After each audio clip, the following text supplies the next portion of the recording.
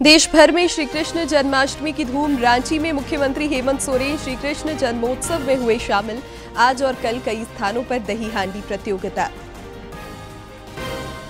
विधानसभा चुनाव को लेकर सभी दलों की सक्रियता बढ़ी। रांची में भाजपा के प्रदेश चुनाव सह प्रभारी हेमंत बिस्वा शर्मा ने सोशल मीडिया विभाग को दिए टिप्स। कांग्रेस की भी हुई बैठक। हजारीबाग के चरही घाटी में सड़क दुर्घटना में 5 मजदूरों की मौत। टेंट का सामान लेकर आ रहे ट्रक के पलटने से हुआ हादसा। कई राजनेताओं ने जताया दुख। और पश्चिमी सिंहभूम जिले में नक्सलियों के खिलाफ अभियान तेज। टोंटो और गोइलकेरा थाना के सीमावर्ती जंगलों में 4 आईडी विस्फोटक बरामद किए गए नष्ट।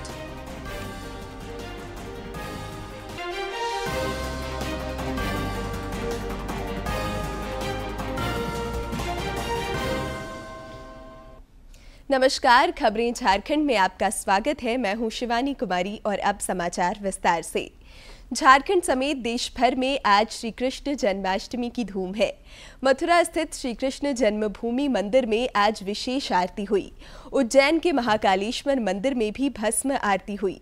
इस्कॉन मंदिरों में भी जन्माष्टमी को लेकर भक्तों का तांता लगा हुआ है।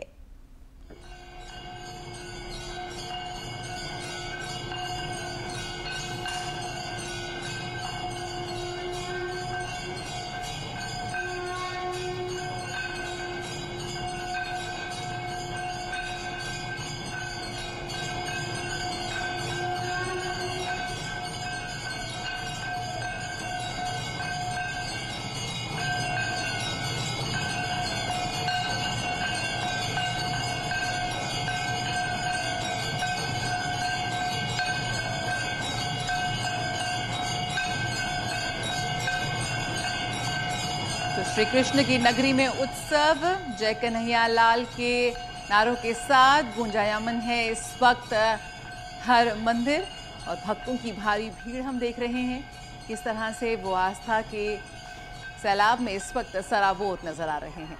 और जया, देश भर के तमाम मंदिरों से जो तस्वीरें आ रही हैं वो कुछ इसी तरह की है।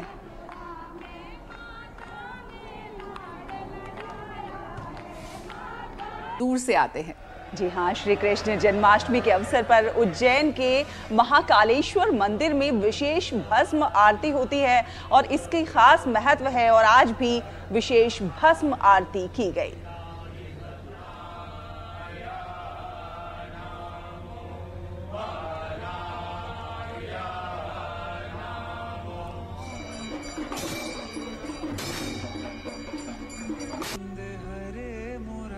जय कन्हैया लाल की हम देश भर के जो मंदिर है उसमें एक अलग ही छटा इस वक्त नजर आ रही है। आप अपने टेलीविजन स्क्रीन पर देख सकते हैं एक साथ मथुरा, द्वारका, अहमदाबाद, मनाली, मध्य प्रदेश और दिल्ली की तस्वीरें, जहां पर कृष्ण मंदिरों में धूम और वहां की सजावट देखने ही लायक है। और जो भक्तों की भीड़ उमड़ी है, इतनी संख्या में भक्त अपने घरों से निकलकर पहुंच रहे हैं।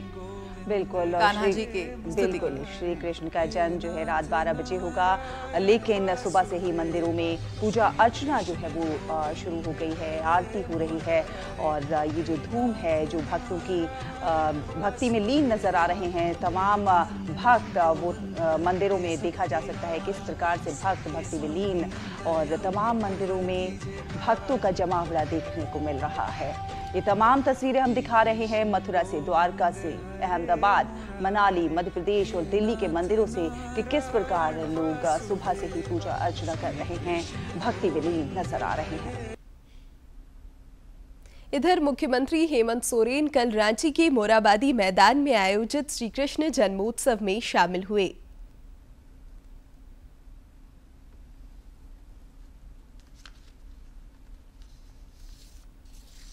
रांची के मोराबादी मैदान में श्री कृष्ण जन्माष्टमी आयोजन समिति की ओर से श्री कृष्ण जन्मोत्सव का आयोजन हुआ, जिसमें मुख्यमंत्री हेमंत सोरेन मुख्य अतिथि के रूप में सम्मिलित हुए। इस अवसर पर उन्होंने गोविंदा आला रे के जय घोष के बीच दही हांडी प्रतियोगिता का शुभारंभ किया।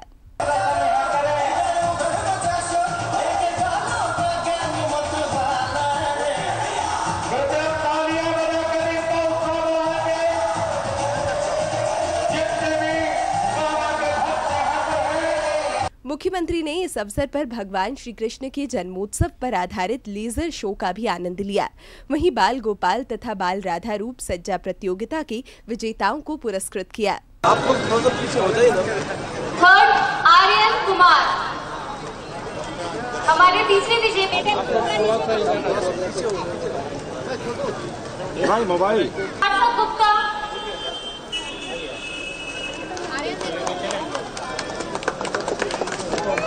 इस दौरान मुख्यमंत्री ने कहा कि पर्व त्योहारों के अवसर पर आयोजित होने वाले ऐसे कार्यक्रमों से हमारी पौराणिक परंपरा संस्कृति को मजबूती मिलती है, साथ ही हमें एकजुट करती है। भगवान श्री कृष्ण के जन्माष्टमी के इस शुभ अवसर पर समिति के द्वारा आयोजित कई खेल प्रतियोगिता में हमारे बच्चों ने तरह तरह के रंग बिरंगे पोशाक पहन करके कई पुरस्कार भी जीते। तो कहीं ना कहीं ये एक जुड़ाव हम सब लोगों के लिए बहुत जरूरी है। इस अवसर पर राज्यसभा सांसद महुआ मांझी, झारखंड गौ सेवा आयोग के अध्यक्ष राजीव रंजन प्रसाद और झारखंड धार्मिक न्यास बोर्ड के अध्यक्ष जयशंकर पाठक समेत कई गणमान्य लोग मौजूद थे। रांची से ब्यूरो की रिपोर्ट। श्री कृष्ण जन्माष्टमी को लेकर आज रांची में बाल गोपाल रूप सज्जा प्रतियोगिता का आयोजन होगा। कल स्थानीय अल्बर्ट एक्का चौक पर दही हांडी प्रतियोगिता भी आयोजित होगी। उधर बाबा नगरी देवघर स्थित बैजनाथ मंदिर में जन्माष्टमी को लेकर श्रद्धालुओं की भारी भीड़ देखी जा रही है। मंदिर के पुरोहित उत्पल राज जेजवाड़े ने बताया कि सोमवार होने की वजह से भी आज श्रद्धालु बड़ी तादाद में पहुंचे हैं। उन्होंने बताया कि यहाँ पर भगवान श्री कृष्ण और महादेव की विशेष पूजा की जाती है। सुल्तानगंज से जल लेके आते हैं और जन्मोत्सव यहाँ मनाते हैं बहुत धूमधाम से। इसीलिए आज सोमवारी भी है, इसीलिए भीड़ ज़्यादा है। शुभ नाम क्या है? उत्पल राज जेजवाड़े। इधर हजारीबाग में भी जन्माष्टमी को लेकर हर्ष और उल्लास का माहौल है। संस्कार भारती हजारीबाग की ओर से इस उपलक्ष्य में विशेष कार्यक्रम का आयोजन हुआ। इस दौरान नगर भवन में सजा मंच ब्रजभूमि सा प्रतीत हो रहा था। बाल लीला के मंचन ने दर्शकों का मन मोह लिया। बच्चों ने उत्साहपूर्वक श्री कृष्ण बाल रूप सज्जा प्रतियोगिता में भी हिस्सा लिया, जिसका उद्घाटन सांसद मनीष जायसवाल ने किया।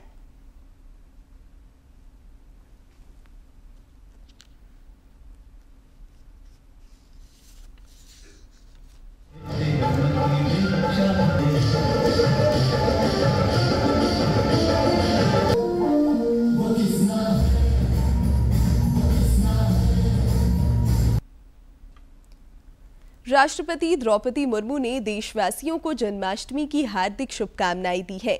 उन्होंने अपने संदेश में कहा कि यह पर्व हमें भगवान श्री कृष्ण के पवित्र आदर्शों पर चलने की प्रेरणा देता है। प्रधानमंत्री नरेंद्र मोदी, राज्यपाल संतोष कुमार गंगवार और मुख्यमंत्री हेमंत सोरेन ने भी लोगों को श्री कृष्ण जन्माष्टमी की अनंत शुभकामनाएं दी है। मुर्मू ने देशवासियों और विदेश में रह रहे भारतीयों को जन्माष्टमी की शुभकामनाएं दी। उन्होंने अपने संदेश में कहा कि जन्माष्टमी के पावन अवसर पर मैं अपने सभी देशवासियों और विदेश में रहने वाले भारतीयों को हार्दिक बधाई और शुभकामनाएं देती हूं। जन्माष्टमी के दिन हम भगवान श्री कृष्ण की पूजा करते हैं। आनंद का ये पर्व हमें भगवान श्री कृष्ण के दिव्य आदर्शों के प्रति समर्पित होने की प्रेरणा देता है। श्रीमद् भगवद गीता श्री कृष्ण और अर्जुन के बीच संवाद संपूर्ण मानवता के लिए प्रेरणा और ज्ञान का शाश्वत स्रोत है। इस अवसर पर आइए हम भगवान श्री कृष्ण की शिक्षाओं को आत्मसात करें और देश की प्रगति और समृद्धि के लिए काम करने का संकल्प लें।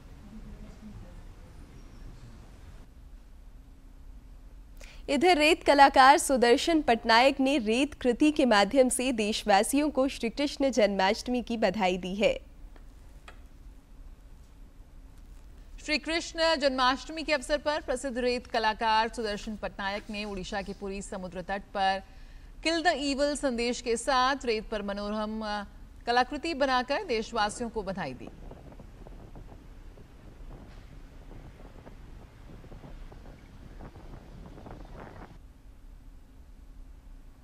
आगामी विधानसभा चुनाव को लेकर सभी दल संगठन को धारदार बनाने में जुटे हैं। इस सिलसिले में बैठकों का दौर भी जारी है। भाजपा प्रदेश कार्यालय में असम के मुख्यमंत्री और प्रदेश चुनाव सह प्रभारी हेमंत बिस्वा शर्मा की उपस्थिति में सोशल मीडिया तथा आईटी विभाग की बैठक हुई। इस दौरान प्रदेश चुनाव सह प्रभारी ने कई निर्देश और सुझाव दिए। बैठक में नेता प्रतिपक्ष अमर कुमार बावरी समेत अन्य नेता मौजूद थे। विधानसभा चुनाव नजदीक आने के साथ ही भारतीय जनता पार्टी में भी लगातार बैठकों का दौर जारी है। रांची स्थित पार्टी के प्रदेश मुख्यालय में आज विधानसभा विस्तारकों की बैठक हो रही है। इस बैठक में प्रदेश अध्यक्ष बाबूलाल मरांडी, प्रदेश संगठन महामंत्री कर्मवीर सिंह, पार्टी के नेता गणेश मिश्रा और योगेंद्र प्रताप सिंह समेत कई अन्य नेता शामिल हो रहे हैं। इस बैठक में विधानसभा चुनाव से जुड़े विभिन्न पहलुओं पर चर्चा की जाएगी। रांची में कांग्रेस के प्रदेश अध्यक्ष केशव महतो कमलेश की अध्यक्षता में वरिष्ठ कांग्रेस जनों, जिला अध्यक्षों, अग्रणी मोर्चा संगठन और विभिन्न प्रकोष्ठों की कल बैठक हुई। बैठक में प्रदेश प्रभारी गुलाम अहमद मीर समेत अन्य नेता मौजूद थे। बैठक को संबोधित करते हुए गुलाम अहमद मीर ने आगामी विधानसभा चुनाव को लेकर टिप्स दिए। बैठक को संबोधित करते हुए प्रदेश कांग्रेस अध्यक्ष केशव महतो कमलेश ने बताया कि जिले के नेताओं के साथ संवाद किया जाएगा और जमीनी हकीकत से रूबरू होने का प्रयास किया जाएगा। इस क्रम में प्रथम चरण में रामगढ़, हजारीबाग, चतरा, लातेहार, पलामू, गढ़वा, लोहरदगा और कोल्हान प्रमंडल में 26 अगस्त से 30 अगस्त तक जिला, प्रखंड, मंडल, पंचायत के नेताओं, कार्यकर्ताओं से संवाद किया जाएगा और सरकार की उपलब्धियों को जन जन तक आंदोलन के रूप में ले जाने की पहल की जाएगी। गढ़वा में मंत्री मिथिलेश कुमार ठाकुर के जनसंवाद कार्यक्रम के दौरान मध्या पंचायत के हरैया में बड़ी संख्या में लोगों ने झारखंड मुक्ति मोर्चा की सदस्यता ग्रहण की। श्री ठाकुर ने सभी का स्वागत और अभिनंदन किया। उन्होंने सामूहिक प्रयास से समृद्ध गढ़वा और सशक्त झारखंड के निर्माण पर जोर दिया। हजारीबाग अंतर्गत चरही घाटी में कल देर शाम मजदूरों के साथ टेंट का सामान लेकर रांची आ रहे ट्रक के पलटने से 5 मजदूरों की दर्दनाक मौत हो गई। बताया जा रहा है कि हजारीबाग में मैया सम्मान योजना के तहत कार्यक्रम हुआ था, जिसके लिए टेंट के सामान को लेकर ट्रक हजारीबाग से रांची की ओर जा रहा था।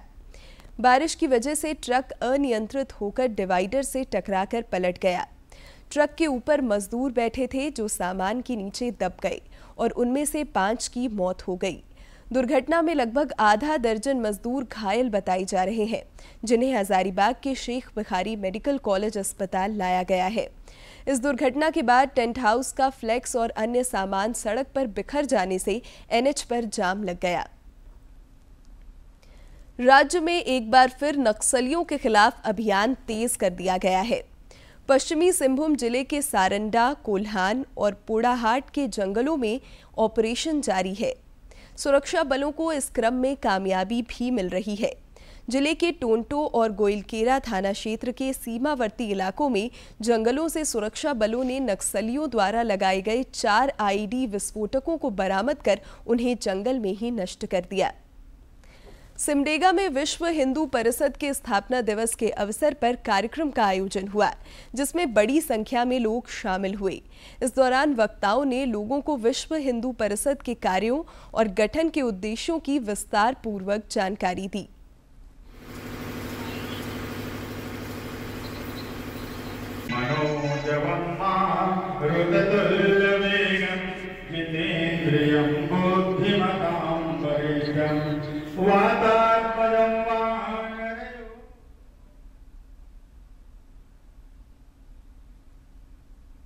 नेत्रदान को बढ़ावा देने के लिए नेत्रदान पखवाड़ा शुरू हो गया है। आइए इस रिपोर्ट में जानते हैं नेत्रदान से जुड़े विषयों के संबंध में। हर वर्ष 25 अगस्त से 8 सितंबर तक राष्ट्रीय नेत्रदान पखवाड़ा मनाया जाता है। इसका उद्देश्य है लोगों को नेत्रदान के विषय में प्रेरित करना। नेत्रदान महादान है। नेत्रदान के विषय में जागरूकता आवश्यक है। कॉर्निया को क्षति दृष्टिहीनता का एक बड़ा कारण है। किसी कारणवश यदि कॉर्निया को क्षति हो जाए तो व्यक्ति की दृष्टि आंशिक या पूर्ण रूप से जा सकती है। राष्ट्रीय नेत्रदान पखवाड़ा शुरू हो गया है। ये 25 अगस्त से लेकर 8 सितंबर के बीच में मनाया जाता है। हर साल जो है 2 हफ्ते हमारे लिए, जो लोग इस मुहिम में जुड़े हुए हैं, उनके लिए बहुत ही महत्वपूर्ण दिन रहता है। इसका मुख्य उद्देश्य ये रहता है कि जितने लोग इस प्रक्रिया में जुड़े हुए हैं, जिन परिवारों ने अपने प्रियजनों के मृत्यु के बाद आँखों का या पुतली का दान किया है, और ऐसे संस्थाएं जो इससे जुड़ी हुई हैं, सरकारी हो या गैर सरकारी संस्थाएं हैं, उनके लिए जो है ये दिन हमारे लिए उनको सम्मान देने के लिए होता है। हम चाहते हैं कि ये मुहिम जो है लोगों में जागरूकता लाए कि नेत्रदान एक अच्छा प्रक्रिया है, जिससे आदमी की रोशनी तो वापस आ ही जाती है, साथ में उसके परिवार में रोशनी होती है। कॉर्निया में क्षति के कई कारण हो सकते हैं। कॉर्निया में आघात, काम करते समय आंख में चोट लग जाना, सड़क दुर्घटना में आंख को क्षति, बच्चों को पेंसिल या तीर कमान से चोट लगना, रसायन आंख में चले जाना, चूना आंख में जाना, विटामिन ए की कमी, आंख में संक्रमण या फिर जन्मजात बीमारी की वजह से कॉर्निया क्षतिग्रस्त हो सकता है। कॉर्निया में चोट या किसी बीमारी के कारण कॉर्निया को क्षति होने पर दृष्टिहीनता को ठीक किया जा सकता है। कॉर्नियल दृष्टिहीनता को ठीक करने के लिए व्यक्ति को एक स्वस्थ कॉर्निया की आवश्यकता होती है। नेत्रदान एक बहुत ही इजी प्रोसेस है, बहुत ही सरल प्रक्रिया है। हर आदमी जो है प्रतिज्ञा ले सकता है, और हर आदमी के मृत्यु के बाद जो है आँखों का डोनेशन हो सकता है। कोई भी आदमी या कोई भी परिवार ये चाहता है कि उनकी आंखों का डोनेशन हो जाए, तो हम मना नहीं करते हैं, क्योंकि ये एक सामाजिक एक रिस्पॉन्सिबिलिटी दिखा रहे हैं, तो उसका हमें जो है आदर करना चाहिए। हाँ, ये ज़रूरी नहीं है कि हर टिश्यू जो हम रिट्रीव करते हैं, हर कॉर्निया जो हम रिट्रीव करते हैं, उसको जो है यूज़ कर पाएँ ऑप्टिकल पर्पज़ के लिए या किसी और के लिए, लेकिन उसका जो है यूटिलाइजेशन ज़रूर हो जाता है। तो कुछ कॉर्निया जो अच्छे होते हैं तो मरीजों के ट्रांसप्लांटेशन में काम आते हैं, कुछ कॉर्निया थोड़े से ख़राब होते हैं तो आँखों को बचाने के काम में आते हैं, जैसे इन्फेक्शन हो गया या इंजरी हो गई, वहाँ पर इसका यूज़ कर सकते हैं। एक स्वस्थ कॉर्निया तभी मिल सकता है यदि कोई व्यक्ति नेत्रदान करे। नेत्रदान की प्रक्रिया सरल है। किसी भी उम्र का व्यक्ति नेत्रदान की प्रतिज्ञा कर सकता है। व्यक्ति की मृत्यु के पश्चात ही दान की गई आँखें ली जाती हैं। कॉर्निया को मृत्यु के 6 से 8 घंटे के अंदर निकाल लिया जाना चाहिए। आपके परिवार में आपके लिए कोई ना कोई आपके भलाई के लिए काम करता है, लेकिन ये ऐसा प्रोसेस है, उनके मृत्यु के बाद भी परिवार को एक ऐसा मौका मिलता है कि एक अच्छा काम हो जाए। तो क्यों ना हम सब आगे आएँ कि हमारे प्रियजनों के मृत्यु के बाद उनके द्वारा जो काम होता है उससे हमारे परिवार को सद्भावना मिले। नेत्रदान से चेहरे पर कोई निशान या विकृति नहीं होती। दान की गई आँखों को खरीदा या बेचा नहीं जा सकता। पंजीकृत नेत्रदाता बनने के लिए अपने नजदीकी नेत्र बैंक में संपर्क करना होता है। नेत्रदान की प्रतिज्ञा अवश्य लें। आपका नेत्रदान किसी के अंधेरे जीवन को रोशन कर सकता है, इसलिए नेत्रदान अवश्य करें। किरण भारद्वाज, डीडी न्यूज। और अब देखते हैं फटाफट अंदाज में जिलों की खबरें।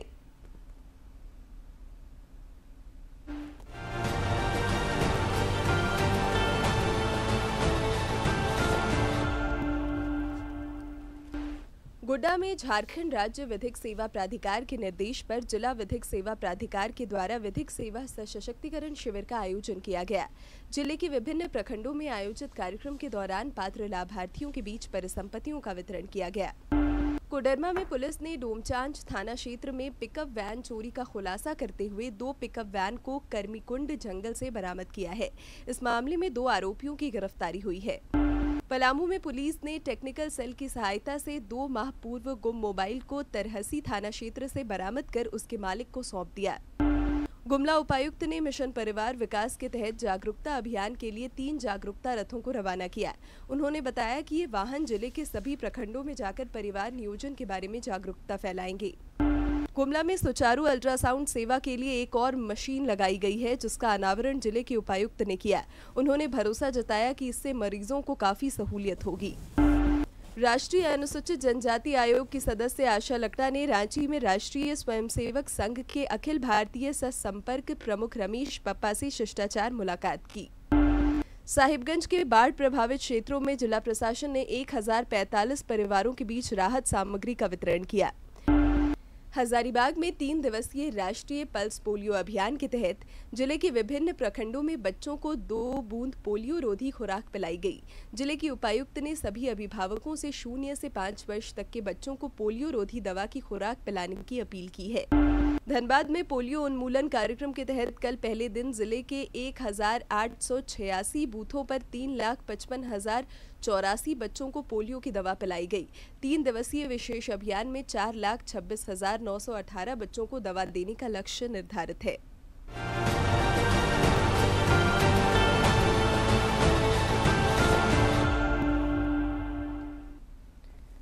जमशेदपुर से लापता ट्रेनी एयरक्राफ्ट का मलबा खोज निकाला गया है। भारतीय नौसेना की टीम ने चांडिल डैम की गहराई से दुर्घटनाग्रस्त विमान को खोज निकाला। नौसेना की खोजी टीम ने विमान का एक बड़ा टुकड़ा बाहर निकाला है। गौरतलब है कि सोनारी एयरपोर्ट से उड़ान भरने के कुछ देर बाद ही यह ट्रेनी एयरक्राफ्ट लापता हो गया था। इसमें 2 चालक सवार थे। बाद में भारतीय नौसेना और एनडीआरएफ के संयुक्त अभियान के दौरान दोनों पायलटों के शव बरामद कर लिए गए थे। और अब बात मौसम की। राज्य में पिछले 36 घंटों के दौरान मॉनसून गतिविधि सामान्य रही। इस अवधि में अधिकांश क्षेत्रों में बारिश हुई। कुछ इलाकों में भारी बारिश भी रिकॉर्ड की गई। मौसम विज्ञान केंद्र रांची के वैज्ञानिकों ने कई क्षेत्रों में 4 दिनों तक भारी बारिश का अलर्ट जारी किया गया है। आज बोकारो, धनबाद, जामताड़ा, गिरिडीह और देवघर में भारी से बहुत भारी बारिश हो सकती है। इसके लिए ऑरेंज अलर्ट जारी किया गया है।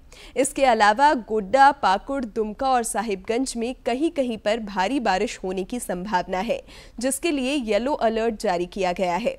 वहीं राज्य में कहीं कहीं पर आज वज्रपात होने की भी संभावना है। खेल जगत की खबरों को देखते हैं फटाफट अंदाज में। टेनिस टूर्नामेंट 2024 आज न्यूयॉर्क में शुरू होगा। सभी की निगाहें सुमित नागल और रोहन बोपन्ना पर होंगी, क्योंकि वे भारतीय चुनौती का नेतृत्व करेंगे। नोवाक जोकोविच यूएस ओपन टेनिस टूर्नामेंट में रिकॉर्ड 25वां ग्रैंड स्लैम खिताब जीतने के लिए कोर्ट पर उतरेंगे। जोकोविच का सामना मोल्दोवा के राडू एल्बोट से होगा। पैरालंपिक खेलों में हिस्सा लेने के लिए 84 सदस्यों का भारतीय दल फ्रांस के पेरिस शहर के लिए रवाना हो चुका है। 84 खिलाड़ियों वाला देश का अब तक का सबसे बड़ा दल इस पैरालंपिक में हिस्सा ले रहा है। खेल मंत्री मनसुख मांडविया ने सोशल मीडिया पोस्ट में उन्होंने कहा कि 84 खिलाड़ियों वाला देश का अब तक का सबसे बड़ा दल इस पैरालंपिक में हिस्सा लेगा। सभी देशवासी #चीयर फॉर भारत का नारा लगाएं और हमारे खिलाड़ियों का हौसला बढ़ाएं।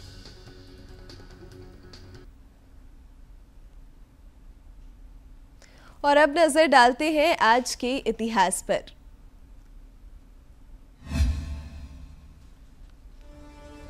छब्बीस अगस्त साल 1914 को प्रथम विश्व युद्ध के दौरान टेनेनबर्ग का युद्ध हुआ। यह युद्ध जर्मन साम्राज्य में पूर्वी प्रशिया के पास एलिस्टीन जगह पर हुआ था। वर्तमान में यह क्षेत्र पोलैंड के अधिकार में है और अब एलिस्टीन को ऑल्स्टीन के नाम से जाना जाता है। टेनेनबर्ग का युद्ध रूस और जर्मनी के बीच लड़ा गया था। लड़ाई के परिणाम स्वरूप रूसी सेना का लगभग पूर्ण विनाश हुआ और इसके कमांडिंग जनरल अलेक्जेंडर सेमसनोव की हत्या कर दी गई। टेनेनबर्ग की लड़ाई प्रशिया की लड़ाई के नाम से भी जानी जाती है। इस युद्ध के बाद रूस प्रशिया से पीछे हट गया। इस युद्ध में जर्मनी की तरफ से field marshal Paul von Hindenburg की सेना ने जीत दर्ज की थी। इस युद्ध को टेनेनबर्ग की दूसरी लड़ाई भी कहा जाता है, क्योंकि इस स्थान पर लगभग 500 साल पहले वर्ष 1410 में टेनेनबर्ग की पहली लड़ाई हुई थी। 5 दिन तक चला यह युद्ध 30 अगस्त को समाप्त हुआ।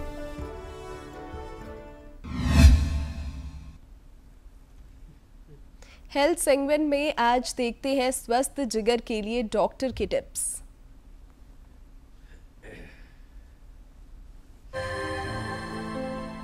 स्वस्थ शरीर के लिए जिगर का स्वस्थ होना आवश्यक है। जिगर मानव शरीर का एक महत्वपूर्ण अंग है, जिसकी हमारे स्वास्थ्य के लिए अहम भूमिका होती है। जिगर हमारे शरीर के लिए एक फूड फैक्ट्री के रूप में काम करता है। जिगर एक पाचन अंग है जो शरीर में सभी चय अपचय प्रक्रियाओं में केंद्रीय भूमिका निभाता है। शरीर के पाचन में सहायता करना, बाइल जूस का निर्माण करना, रक्त से हानिकारक तत्वों को अलग करना, संक्रमण से लड़ने में सहायता करना, रक्त में शर्करा के स्तर को नियंत्रित रखना, वसा और कार्बोहाइड्रेट का पाचन, प्रोटीन का पाचन और भंडारण, हार्मोन का निर्माण करना, ये सभी महत्वपूर्ण कार्य जिगर द्वारा किए जाते हैं। कई कारक हैं जो जिगर को प्रभावित कर सकते हैं या जिगर के लिए खतरा साबित हो सकते हैं। बहुत सारे कारण हैं जो कि जिगर की बीमारी को प्रमोट करते हैं। सबसे पहला तो है शराब पीने की वजह से। दूसरा है जिसको कि हम कहते हैं नैश और non alcoholic fatty liver disease या फैटी लिवर जिसे कहते हैं, वो है उसके कई कारण हो सकते हैं। जेनेटिक फैक्टर्स हो सकते हैं, उसके अंदर डायबिटीज़ है, हाइपरटेंशन है, हमारा एबनॉर्मल लाइफस्टाइल, और उसके अंदर वो होल स्पेक्ट्रम जो है उसका लिवर डिजीज़ का है, जो कि फैटी लिवर, सिंपल फैट होना, वसा का ज़्यादा होना लिवर के अंदर। उससे एक स्टेप आगे जो है वो होता है नॉन अल्कोहलिक स्टीएटोहेपेटाइटिस, जब सेल्स जो है वो डैमेज होने लगते हैं। और उससे भी और अगर आगे जाएं तो certain percentage will go on, और जिसके अंदर जो है क्रॉनिक लिवर डिजीज भी डेवलप हो जाती है जो कि नैश रिलेटेड। और फाइनली कुछ मरीजों के अंदर हिपैटोसेलुलर कार्सिनोमा भी हो जाता है। जिगर हमारे शरीर में ऊर्जा का भंडार है। अधिक मात्रा में वसायुक्त आहार का सेवन और शारीरिक श्रम न करना, ये जिगर में वसा एकत्रित होने का कारण बन सकता है। इसका प्रमुख कारण है शराब का अत्यधिक सेवन, जिसे अल्कोहलिक लिवर डिजीज कहते हैं, जबकि नॉन अल्कोहलिक लिवर डिजीज का कारण जीवन शैली से संबंधित है। किसी बीमारी का प्रभाव होने पर जिगर सही रूप से कार्य नहीं कर पाता। जिगर ठीक से कार्य न करे तो व्यक्ति का स्वास्थ्य प्रभावित होने लगता है। ऐसे में व्यक्ति को कुछ लक्षण उत्पन्न हो सकते हैं। जिगर में खराबी होने पर पेट के ऊपरी भाग में दर्द और असहजता महसूस होना, भोजन के बाद पेट में भारीपन, पीलिया, पेशाब का रंग गहरा होना, भूख न लगना, थकान महसूस होना, आसानी से नील पड़ना, पैरों और टखनों में सूजन, पेट में पानी भरना और खुजली होना, ये लक्षण जिगर रोग की ओर संकेत करते हैं। इसका कारण जानना और विशेषज्ञ को दिखाना आवश्यक है। एक्सेस अल्कोहल जो है वो हमेशा आपको लिवर की बीमारी की तरफ ले जाएगी। अंत में मुख्य समाचार एक बार फिर।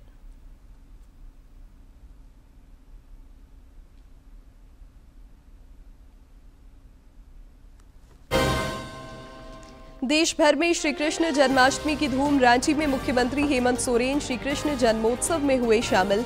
आज और कल कई स्थानों पर दही हांडी प्रतियोगिता। विधानसभा चुनाव को लेकर सभी दलों की सक्रियता बढ़ी। रांची में भाजपा के प्रदेश चुनाव सह प्रभारी हेमंत बिस्वा शर्मा ने सोशल मीडिया विभाग को दिए टिप्स। कांग्रेस की भी हुई बैठक। हजारीबाग के चरही घाटी में सड़क दुर्घटना में 5 मजदूरों की मौत। टेंट का सामान लेकर आ रहे ट्रक के पलटने से हुआ हादसा। कई राजनेताओं ने जताया दुख।